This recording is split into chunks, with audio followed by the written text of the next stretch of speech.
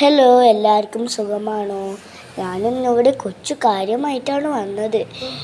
നല്ല മഴയുള്ള ഒരു ദിവസം ഒരു പൂച്ചക്കുട്ടി കരയുന്ന ശബ്ദം ഞാൻ കേട്ടു.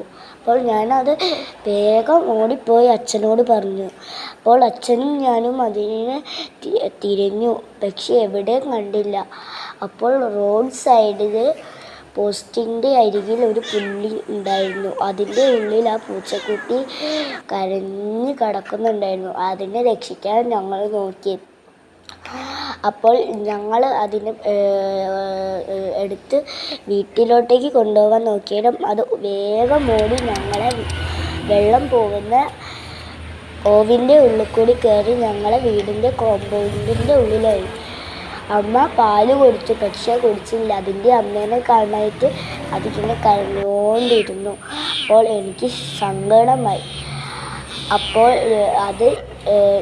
ഞങ്ങൾ തുണിയും കാർഡ്ബോർഡും എല്ലാം ഇട്ടുകൊടുത്തു. അതിൽ കിടന്നില്ല. രാത്രി തൊട്ട് രാവിലെ വരെ അത് അമ്മേനെ കാണാനായിട്ട് കരയാണ്. ബായ്.